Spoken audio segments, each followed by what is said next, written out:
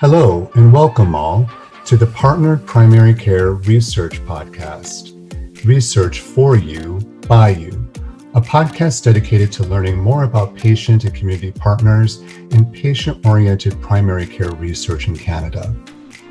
The Primary and Integrated Healthcare Innovations Network is proud to present this podcast with a focus on public representation in health. Join us to discover who our community partners are in our network and the people who work with them.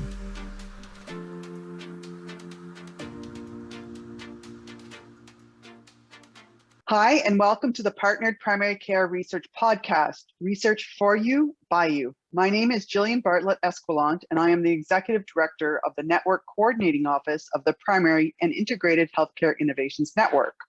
I am very pleased to have Mpho begin from Manitoba here today as our guest. Hi, Mpho. Please tell us a little bit about yourself. Thank you for having me. My name is Mpho Begin, and I live in Winnipeg, Manitoba. I am originally from Botswana, and I've been in Canada for over 20 years now. I came here as an international student. I am now an engineer working here for a medical device company. So you are the patient partner representative for the network in Manitoba. Tell us about why you decided to become a patient partner. That was by chance. I only been involved in patient-oriented research 4 years now. And it started at the time when I had an experience in healthcare. And I thought to myself, wow, that was not what I expected. And I wanted to learn more about the healthcare system. For me, because I came to Canada when I was 20 years old, I didn't know anything about the healthcare system. The healthcare system here is completely different back home in Botswana. I hardly went to the doctor unless I was sick. So some of the stuff that in Canada you go like for yearly checkup or for immunization, that's something I didn't get to do while I was in Botswana. Only when after I came to Canada, they asked me, oh, did you get this shot? I didn't know anything about my medical history. So just going to the doctor was something that was completely new to me. About 5 years ago, when I was pregnant, I had a stillbirth when I was 36 weeks pregnant. After I delivered the baby, I had complications. I had postpartum eclampsia, which is something that had happened with my first pregnancy 5 years prior. But the difference was that the first time, it was unexpected. And I was in the hospital for a long period of time, for over a month. And that kind of affected my memory because I don't remember everything that happened that time. But we knew that if I were to get pregnant again, there's a high chance that it could happen again. So when I got pregnant the second time, we knew that there was a chance that it could come again. So soon enough, all the symptoms came back. I knew what to expect. I recognized the symptom. I went to the hospital. And then that kind of went on and on for 3 weeks where I'll go to the hospital, was given medication, come home, happen again, go to the hospital 4 times.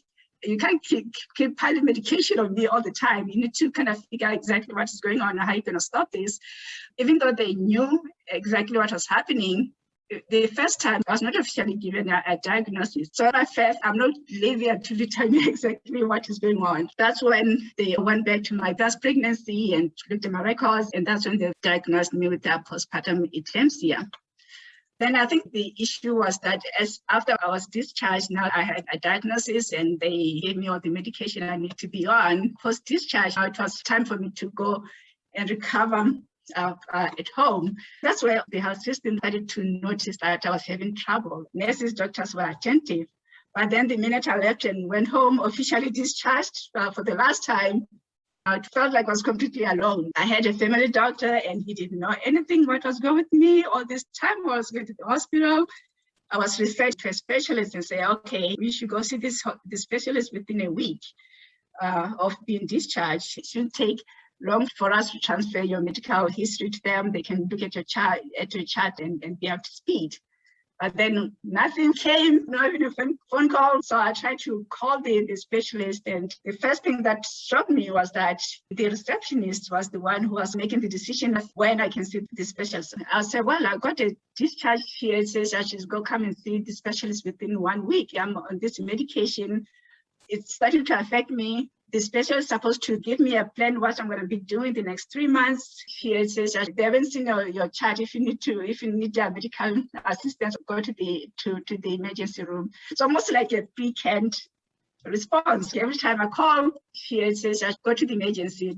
So I'm at home. I'm on this medication that's starting to affect me. I'm calling my family doctor. They don't know anything.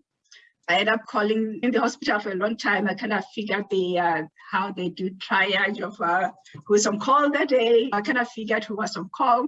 I called them, paged them from home. So I knew when my OB was on call. So I was able to page them for them call. And for a head to, because she was not the one who prescribed my medication, she couldn't tell me what to do. So she had to figure out the doctor who was on call who prescribed the medication. She came back to me 24 hours later. In the meantime, she says, I tried this, but I'm struggling with what I need to do. I have to record my blood pressure every 3 days. I have a logbook full of charts that nobody's looking at, only because the specialist can't see me. It wasn't until a month later that I saw that specialist. And by that time, every time something happened, I'll page the women's hospital and stuff, and then kind of try to adjust this. And I was up for the whole month.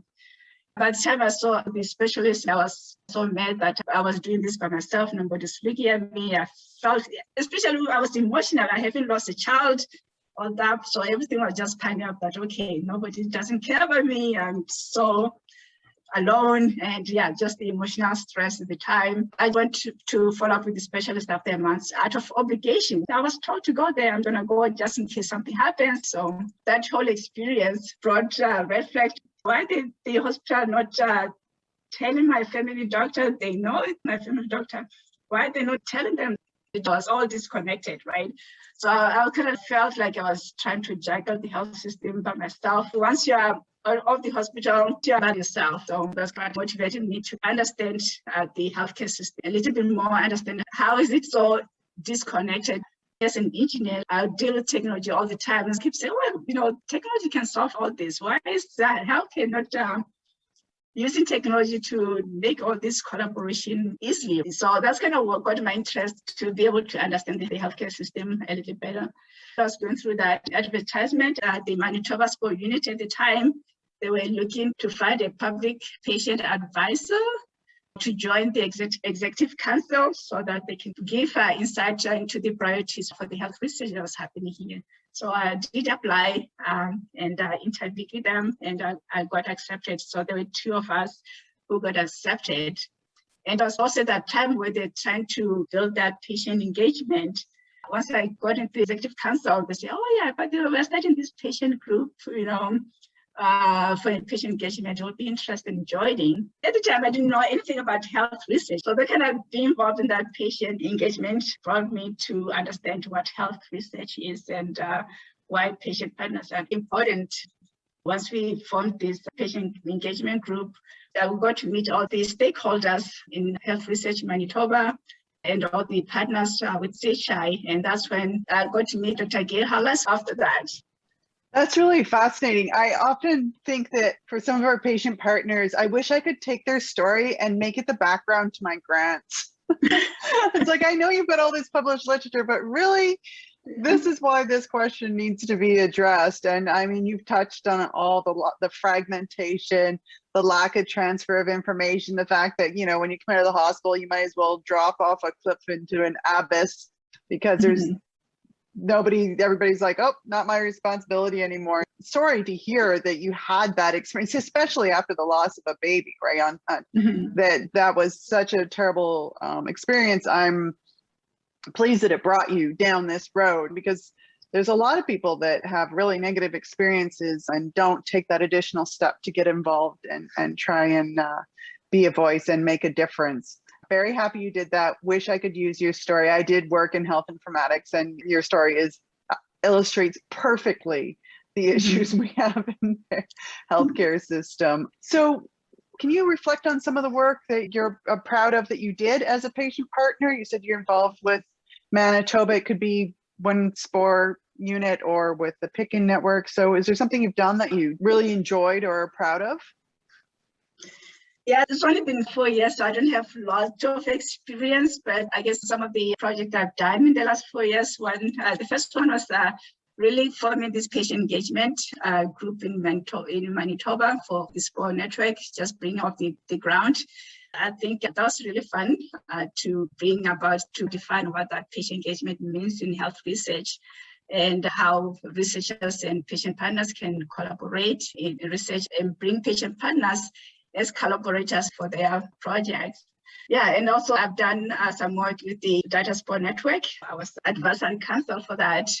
Each province having their own data center for health research that are disconnected. So if I live in Manitoba and I want to do some research, I can only use data just from Manitoba. I can't go access other data of outside province. So the Mpho network interconnect all this data across provinces. As a patient now, there's questions about access and privacy and security. How's that going to look like? As a patient partner, that's what my concerns were. And I can be involved in defining that. Yet another topic near and dear to my heart, the lack of ability to get consistent nationwide data. Mm-hmm. Yeah. And so was there something else you wanted to add to that? I was going to say that the Picking Network here in Manitoba, they tend to really bring patient engagement in primary care research. I was working with Gail Hallas to come up with a strategy on how to go about that. So that's what I'm currently working on with them. It's exciting to bring that patient engagement into primary care health research. And that is the thing, right? It is about primary care.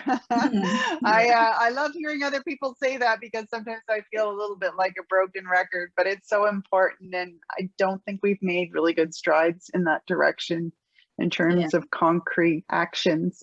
So given your pathway, and it's interesting that you're mentioning coming into a healthcare system that's very different from what you grew up with, and that in itself provides a unique perspective. So I was wondering if you had any advice for someone else thinking of becoming a patient partner. And, you know, I do know that sometimes when people immigrate to Canada, they might feel a bit shy about this type of activity, being really proactive in something like this. So what advice do you have? I'll say the experience for newcomers here is completely different. It takes a lot to trust, right? And I think most of them don't understand the healthcare system. I don't know whether most kind of falls into the health researcher themselves or the institution. I think the health research institutions need to be more proactive in collaborating or partnering with grassroots organizations that cater to communities like me, you know, newcomers who might not even know what health research is. Inform them, this is what the healthcare system looks like, this is what we do here, this is how it can help you. They might be skeptical, but you can paint a picture of what having access to good healthcare means. I think they'll be more willing to open and trust. We came here to Canada for a better life, right? They can invest in the future of what their future kids' life would look like. They might be more willing to participate to make life better for their kids going forward. And that is a perspective that is incredibly important and that is usually missing. It's something we are still lagging behind and getting everybody's perspective and research. So I'm glad that you could spend this time with us today. And I hope this encourages some people who might have thought that's not for me to reach out and consider doing this. I was wondering if you had a particular moment in your patient partner work that you were very touched by or that you were proud of? Every patient partner has a different story and they bring the different perspective. I think taking all those stories, that creates a picture that a patient is not one singular story. There's different kinds of patient. So I think that's a perspective that researchers can take into account when they do research. They need to broaden their horizon to bring all those different perspectives, because that's going to impact the outcome and how their research is going to affect different people. Absolutely. Absolutely. What was a little bit behind our thinking for the podcast is getting the stories behind the faces and understanding the richness of information that the patient partners bring to the table, and why having maybe just one is limiting. Because I have said this before, but every single podcast, I learn something new and I sort of take away something that will impact how I do research. And I would love nothing more than for all researchers to have that perspective and what I consider a resource. It's an incredible privilege to be able to do that. So speaking of researchers, do you have any message? You've been on this other side of the table from researchers, and I'm just wondering if you have any messages for those researchers who are considering doing this. Maybe they've been inspired by somebody else's story. Maybe they're inspired by your story. So any advice for them as they come very naively to the table to work with a patient partner? I would say patient partners can be intimidated by researchers. The researchers come with that notion of this is what I want, this is what I want to research, this is what I want to get from you. But to have that good collaboration between the researcher and the patient, I think they need to be on the same level and not reduce that power balance in between, because then they can be talking about trust. So having that trust between the researcher and the patient partner, they can exchange more information. Yeah, you're correct in saying that we are trained to think we're the experts, and just because you're an expert does not mean you can't learn from others. And I think that a little bit of humility probably goes a long way. I think sometimes researchers, when they see a patient, they only see a disease. They don't consider that I'm an engineer. I have lots of additional knowledge. They don't see a person as a whole that got life outside the condition that they are living with. I think taking that into account, that we are here to give you insight about a condition, but we also have additional knowledge that you can use. No, that's an excellent point. And a lot of people, a lot of the patient partners have made it that they, not only do they have their experience with the healthcare system and a health condition and whatever else, but there's also all these other skills and expertise that filter how you experience that, to see the person more than just a body part or a disease.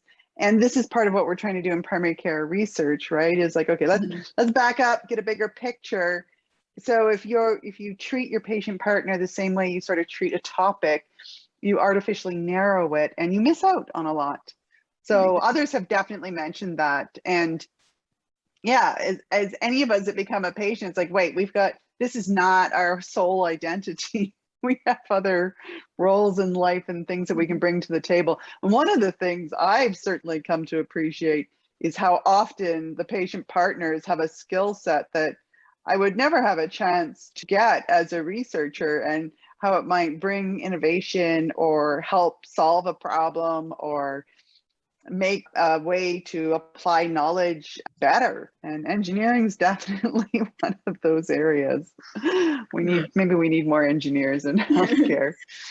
So any final words for our audience? Yeah, I guess I can talk about diversity. That is really important. Even for me being here as a Black person, like I'm not representing all Black people. My experience is completely different from other Black people. From my experience coming here, I came as an internal student. My experience being was completely different from somebody who came, for instance, as a refugee. Their experience in the healthcare system will definitely be different from mine. Right? So I think diversity within different cultures also need to be considered as well. Absolutely. And right now in research and in the primary care world, people are finally waking up, maybe perhaps because of all the exposure on social media to the issues we're having in society, due to the fact that there's large swathes of populations that have been omitted from research. And then surprisingly, we're wondering why some of our evidence isn't working. Exactly. Yeah. Yeah. So the diversity is critical. And honestly, I feel that our patient partners are the ones that are going to help us solve that issue. How do we include groups that have been historically omitted, groups that might have very good reason to be mistrustful? How do we rebuild those relationships or establish them to begin with and create trust? Those are very important. We have, like primary care research in the healthcare system, we've got a ways to go, but I think we've started down the path, and that's a good thing. All right, I want to thank you very much for being with us today. Again, I learned something new. It was fascinating. Thank you for that. For those of you wondering how you can get involved as a patient or community partner, if you go to our website, spor-pichci.com, that is spor-pichci.com, on the landing page, there is a map. If you click on your province or territory, the links for that particular PICI network will appear. On their website, you should find more information on how to link with your local primary care research groups. At the bottom of the page, there's also a link under Get in Touch that will allow you to email us directly. This is the same page where you can find our previous podcasts and the podcast we've done today. I would like to thank our production staff, Anik Beaudry, Jamie Demore, and our own production patient partner, Kent Cadigan-Lofsgaard. Join us for our next episode for more voices from our patient and community partners, where we are highlighting the active and engaging role they play in our patient-oriented research agenda for primary care. In other words, more research for you, by you.